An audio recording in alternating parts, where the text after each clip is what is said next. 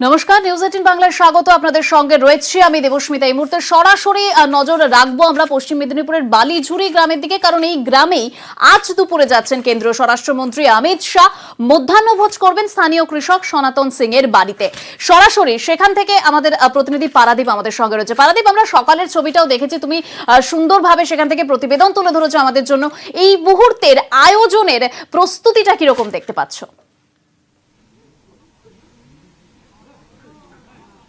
দেবস্মিতা, ঠিক এই মুহূর্তে একদিকে আয়োজনের প্রস্তুতি যেমন তৎপরতা বেড়েছে, অন্যদিকে কিন্তু এখানে নিরাপত্তা কর্মী যারা রয়েছেন তাদেরও তৎপরতা বেড়েছে। সুতরাং আগের মতো করে হয়তো সম্ভব না, কিন্তু আমি আমার পেছনে যে বারান্দাটা দেখা যাচ্ছে মাটির দালান বাড়ি, সেই মাটির দালানে এই স্বাগতম লেখা আছে।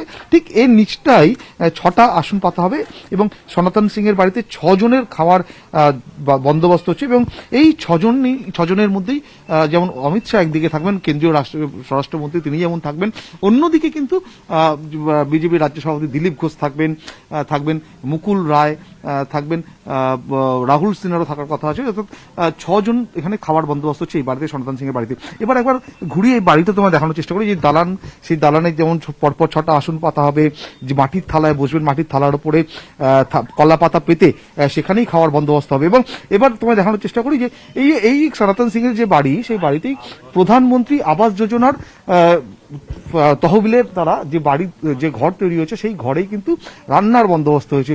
এবং এখানে যারা বাড়ির যারা মহিলারা রয়েছেন তারা কিন্তু সেই খাবার জোগাড় যন্ত্র করছেন। আমরা বলি না যে 18 আনা বাঙালিয়ানা, সেই 18 আনা বাঙালিয়ানার মতোই একদম ভাত, লাউ মুগের ডাল, শুক্তো, ফুলকপি রসা, 3 রকম ভাজা রয়েছে, ভেন্ডি ভাজা, উচ্ছে ভাজা, পটল ভাজা, এসব যেমন রয়েছে। অন্যদিকে শুকনা খসলা শাক ভাজা, টক দই থাকবে, দই পাঁপড় থাকবে, চাটনি থাকবে। এবং শেষ পাতে অবশ্যই যেটা না হলে নয়, বাঙালির একদম নিজস্ব রসগোল্লা, খেজুর গুড়ের দিয়ে তৈরি রসগোল্লা, সেই রসগোল্লাও থাকবে। একেবারে পারাদীপ, একটা বিষয় তোমার থেকে জানতে চাইবো, যে মেনুর কথা তুমি বললে, সেই মেনু কারা ঠিক করেছেন? একেবারেই কি সনাতন বাবুদেরই ঠিক করা এই মেনু?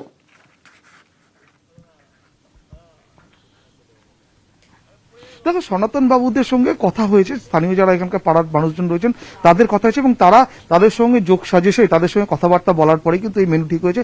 যদিও সনাতন বাবুর সঙ্গে যখন কথা বলছিলাম তখন তিনি বলছিলেন আরো 2টো পদ তারা এই মেনুতে রাখতে চেয়েছিলেন, একটা হচ্ছে পোস্তর বড়া আর একটা হচ্ছে পনির। কিন্তু শেষ ইচ্ছে থাকলো শেষ পর্যন্ত পোস্তর বড়া আর পনির তৈরি মেনুতে থাকছে না। তোমায় যেগুলো বললাম আমরা বা আমরা নিউজ 18 বাংলায় যেগুলো জানাচ্ছি সেগুলোই আপাতত মেনুতে থাকছে। তুমি দেখতে পাচ্ছ এই মুহূর্তে কিন্তু সিকিউরিটির যে ব্যবস্থা, সিকিউরিটির যে বন্দোবস্ত, সেটাও মোটামুটি তৈরি হয়েছে। এই যে মেটাল ডিটেক্টর গেট রয়েছে, এখান দিয়েই কিন্তু অমিত শাহ আসবেন। এবং এই জায়গাটা অর্থাৎ শালবনী ব্লকের অন্তর্গত যে বেলজুড়ি গ্রাম, সেই বেলজুড়ি গ্রাম কিন্তু এই জায়গাটা পুরো পুলিশের দখলে চলে গেছে এবং এই জায়গাটা ফাঁকা করে দিয়েছে। স্থানীয় যেসব মানুষজন বা দোকানপাট যেগুলো ছিল সেগুলো আস্তে আস্তে এবার তাদের সঙ্গে কথা বলে তাদের একটা নিরাপদ দূরত্বে চলে যেতে বলা হচ্ছে। এবং আমি আরো একবার বাড়িটা তোমায় ঘুরিয়ে দেখানোর চেষ্টা করবো দেবস্মিতা। এই দেখো এই জায়গাটা বাঁশের ব্যারিকেড করে দেওয়া হয়েছে, এবং বাঁশের ব্যারিকেড করে দেওয়ার পরে মেটাল ডিটেক্টর এখান দিয়ে বসিয়ে, মেটাল ডিটেক্টরের পাশে দিয়ে এই রাস্তা দিয়ে অমিত শাহ জি তিনি ঢুকবেন, স্বরাষ্ট্রমন্ত্রী। এবং তারপরে এখান থেকে কয়েক পা এগোলেই সেই দালান, যেখানে তার খাওয়ার দাওয়ার বন্দোবস্ত, মধ্যাহ্নভোজের বন্দোবস্ত করা হয়েছে।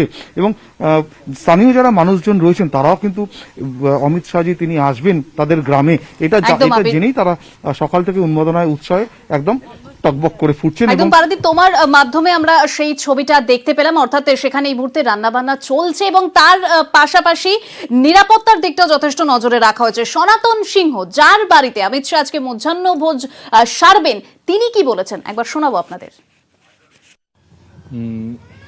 ভাত, ডাল, রুটি, ডাল তো যে লাউ মুগের ডাল, শুক্তো থাকছে, আর 3 রকমের ভাজা, পটল ভাজা, উচ্ছে ভাজা, ঢেঁড়স ভাজা, আর দই পাঁপড় মিষ্টি চাটনি, মানে খেজুর গুড়ের রসগোল্লা। হ্যাঁ, খেজুর গুড়ের রসগোল্লা। যারা পাড়ার ছিল তারাও সকাল থেকে রয়েছে। মানে পাড়ার মানুষ হিসেবে কতটা আজকে কতটা গর্ববোধ হচ্ছে যে স্বরাষ্ট্রমন্ত্রী তিনি আজকে আসছেন? আজকে খুবই গর্ববোধ হচ্ছে, কেন একজন ভারত সরকারের স্বরাষ্ট্রমন্ত্রী আসছেন, আমাদের খুব ভালো লাগছে। এর আগে তো এখানে কেউ ঢোকে না, এই প্রথম স্বরাষ্ট্রমন্ত্রী আসছেন, পায়ের ধুলো দেবেন এই বাড়িতে। আমরা সকাল থেকে প্রস্তুতি শুরু করেছি। একদিকে আজকে মেদিনীপুরের শাহী সভা, আর ঠিক অন্যদিকে কলকাতার দিকে যদি একবার নজর রাখি, সেখানে সুকিয়া স্ট্রিটে মমতা অভিষেকের পোস্টার ছেঁড়া। দিন কয়েক আগে সুকিয়া স্ট্রিটের শুভেন্দু অধিকারীর বাড়ির সামনে এই পোস্টার পড়ে এবং সেই পোস্টার ছিঁড়ে দেওয়া হয়েছে। ঠিক কি ছবি আর ধরা পড়ছে কি জানা যাচ্ছে, এই বিষয়ে কথা বলবো। শঙ্কু সাঁতরা আমাদের প্রতিনিধি রয়েছে। শঙ্কু, কিছুদিন আগে আমরা দেখেছিলাম শুভেন্দু অধিকারী বাড়ির সামনে এই পোস্টার, আর আজকে সেই পোস্টার ছেঁড়া, কি জানতে পারছো? দেখো, 17 তারিখ সকালবেলা আমরা দেখেছিলাম এখানে আমাদের মুখ্যমন্ত্রী মমতা বন্দ্যোপাধ্যায়ের পোস্টার দেওয়া হয়েছিল, বড় কাট আউট। উল্টো দিকে অভিষেক বন্দ্যোপাধ্যায়ের কাট আউট। এটা সে সময় আমরা দেখেছিলাম যে এই পাশেই যে লাল বিল্ডিংটি রয়েছে, এটি শুভেন্দু অধিকারী এখানে থাকেন, মাঝে মাঝে উনি আসেন। হয়তো তাকে বোঝানোর জন্য যে তিনি দলত্যাগ করেছেন, সেটা ভালো করেনি, সেই সব বোঝানোর জন্য হয়তো এখানে কাট আউট দেওয়া হয়েছিল। তবে এখানে যারা মমতা বন্দ্যোপাধ্যায়ের অনুগত, অর্থাৎ তৃণমূল কংগ্রেসের কর্মী, তারা দিয়েছিলেন পোস্টার। কিন্তু আজকে সকাল থেকে এখানে প্রত্যেকটা মানুষের একটি কথা, নোংরা রাজনীতি হচ্ছে। অর্থাৎ মমতা বন্দ্যোপাধ্যায়ের যে কাট আউট, সেটা সম্পূর্ণ ছিঁড়ে ফেলা হয়েছে এখানে, এবং ছিঁড়ে ফেলে দেওয়া হয়েছে রাত্রেবেলা। শুধু একটি নয়, এখানে যতগুলো পোস্টার ছিল, হোর্ডিং ছিল, সবগুলো একই অবস্থা করা হয়েছে। আমরা এই মুহূর্তে একটু কথা বলবো স্থানীয় একজনের সঙ্গে। আপনারা এইখানে কিভাবে দেখছেন এটা? আমি 28 নম্বর ওয়ার্ডের তৃণমূল কর্মী। আমরা যেটা দেখেছি যে এতদিন রাজনীতির যা সভা হয়েছে বা যে কোনো কিছু হয়েছে, তাতে কোনোদিন পোস্টার ছিঁড়ে ফেলা হয়নি। এরকম এই প্রথম হয়েছে। এটা হচ্ছে নোংরা রাজনীতি। এর প্রতিবাদে আমরা 10:30টার সময় আজকে সকালে একটা বিক্ষোভ মিছিল বার করবো, যাতে আমরা বিক্ষোভ জানাবো যে এরকম কোনোদিন আজ অব্দি হয়নি।